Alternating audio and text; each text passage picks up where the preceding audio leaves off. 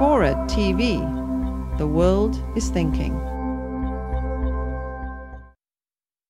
And now to tonight's SmackDown. Christopher Hitchens and Al Sharpton. As you know, Hitchens' book, now out 126 hours, I believe, is ranked 3rd on Amazon. It has a benign title which wouldn't attract anybody. God is not great, how religion poisons everything. I was told that when Al Sharpton heard the title for the first time, God is not great, he said, "Says who?"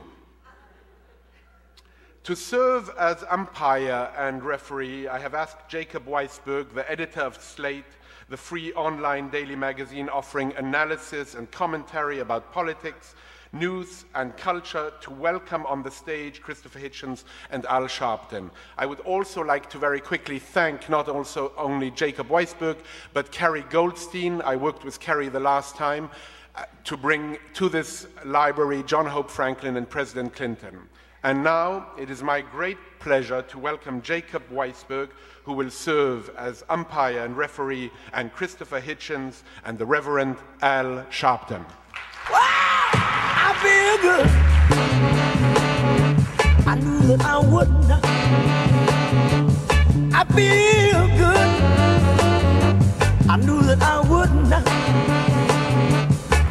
So good. So good. I got you. Wow! I feel nice.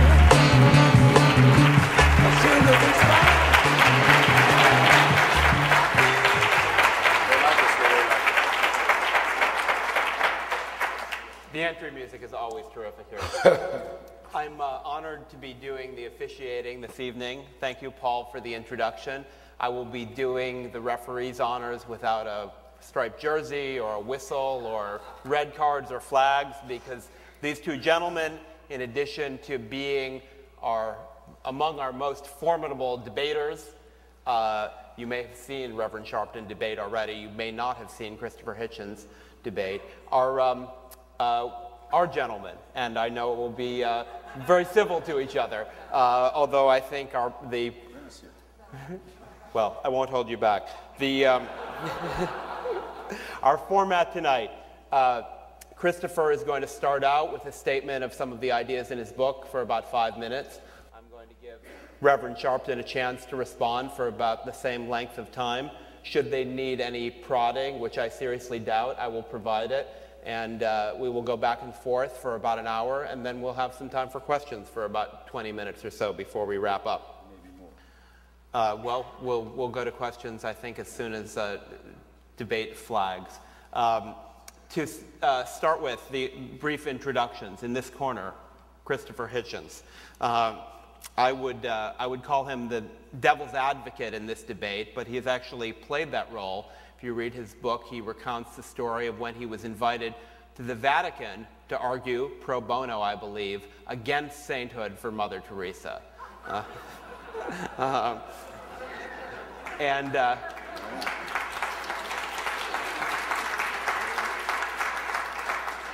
course, the old bitch got it anyway.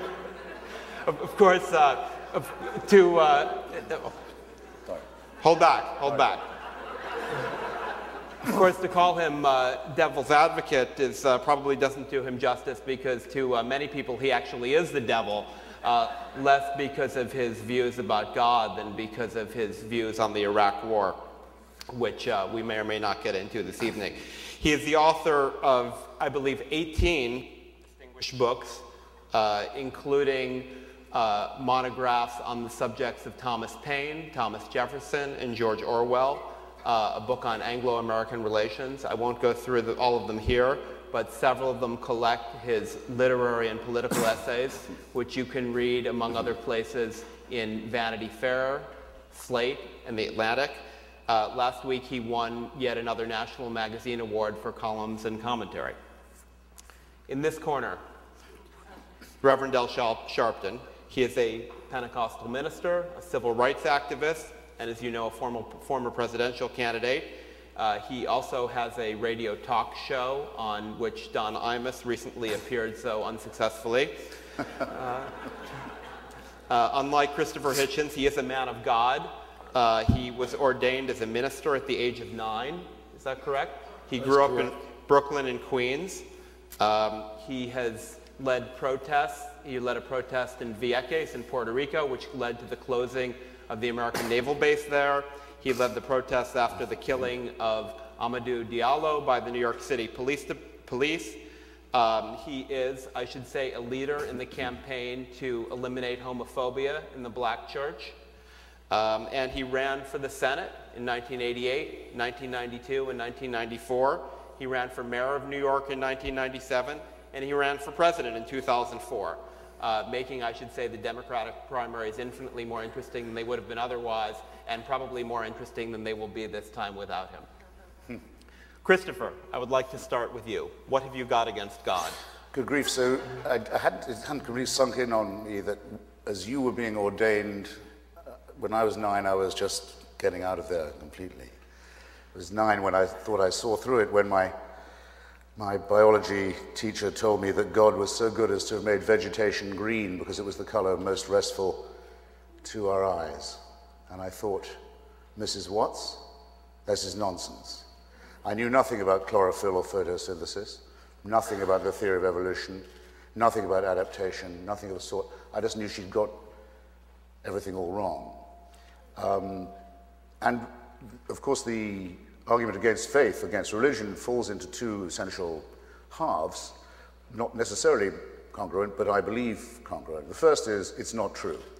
Religion comes from the infancy of our species. I won't say race, because I don't think our species is subdivided by races. Infancy of our species, when we didn't know that the Earth went round the sun. We didn't know that germs caused disease. We didn't know when we were told in Genesis, you're given dominion over all creatures, that this did not include microorganisms, because we didn't know they were there. So you didn't know they had dominion over us. When diseases broke out, it was blamed on wickedness, or sometimes on the Jews. Or if it was by Jews, on the Amalekites, or as you will. We didn't know anything about the nature of the Earth's crust, how it was cooling, earthquakes, storms, all of this were a mystery. Well, we are at least to that extent a reasoning species. Even a conspiracy theory is often better than no theory at all. The mind searches for form. We're now stuck with the forms that we found in our infancy, in our primitive, barbaric past. Well, that could be fine still. No nation can be without mythology or myth or legend. And there are people who say, well, it's not exactly true. Virgins don't conceive. Okay. Bushes don't burn forever. Although why that would be so impressive, I've never understood many things. Dead men don't walk, and so on and so on. Okay, it's not really true. It does come from a rather fearful period of the Dark Ages, but at least it's nice to believe it. It teaches good precepts. This, I think, is very radically untrue. I give in my book the example, which I'll give you now, of a person very much influential on my youth, and I know on the Reverend's too, Dr. Martin Luther King. My friend Taylor Branch's book about Dr. King, I would rather call him Doctor than Reverend, because I'm sorry to say I think it's a higher title of honor. Taylor Branch's trilogy about him is called Parting the Waters, The Pillar of Fire, and At Jordan's Edge. And everybody literate here knows the story of Exodus and understands what Dr. King meant when he demanded that his people be free of bondage. But if you think about it for a second, it's a very good thing that the good doctor was only using this metaphorically.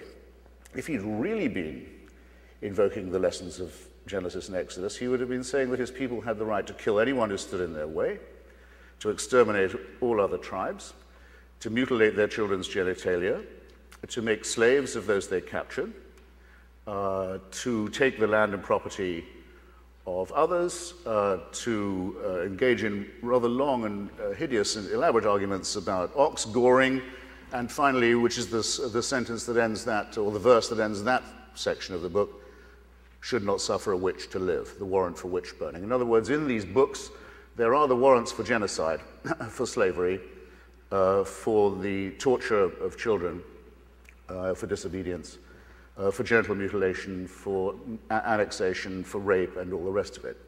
It's a very good thing that this is man-made. There are those who say that they wish they could believe, and I suppose a decent atheist could say that if only for lack of evidence he wishes he or she could. I can't be among their number. I'm very glad it is not true that there is a permanent, unshakable, unchallengeable celestial supervision, a divine North Korea in which no privacy, no liberty is possible from the moment of conception, not just till the moment of death, but until well after. I've been to North Korea, and now I know what a prayerful state would look like. I know what it would be like to praise God from dawn till dusk. I've seen it happen. And it's the most disgusting and depressing and pointless and soulless thing you can picture. But at least with North Korea, you can die and you can leave. Christianity won't let you do that, because I mentioned another thing about the Old Testament. The Old Testament may have, any Jews and Christians who like it may like this too. They may have genocide, rape, racism, all the rest of the things I've mentioned, but it never mentions punishment of the dead. When you're done, when you're in the mass grave into which you've been thrown as an Amalekite, it's over. Not until gentle Jesus, meek and mild, is the concept of hell introduced. Eternal torture, eternal punishment for you and all your family for the smallest transgression. I have no hesitation in saying this is a wicked belief. I've also no hesitation in saying, and I mustn't trespass on the Reverend's time, that we don't need it in two senses. One is it's wicked. Two, we have and always have had a much superior tradition. We know that Democritus and Epicurus worked out in ancient Athens the world was made of atoms, that the gods did not exist and certainly took no interest in human affairs, and would be foolish to do so, and would be wicked if they did. We have the tradition that brings us through Galileo and Spinoza and Thomas Paine and Voltaire and Thomas Jefferson and Bertrand Russell and Albert Einstein, men of great wisdom and insight, by all means struck by the awe-inspiring character of our universe, by all means open to devotional music and architecture and poetry, by all means aware of the transcendent, but look through the Hubble telescope if you want to see something that is awe-inspiring. And don't look to blood-stained old myths. Now, why now? Why am I doing this now, people ask? Well, I'll tell you why now, because in the last few years it's become impossible to turn a page of a newspaper without being, as the religious would say, offended.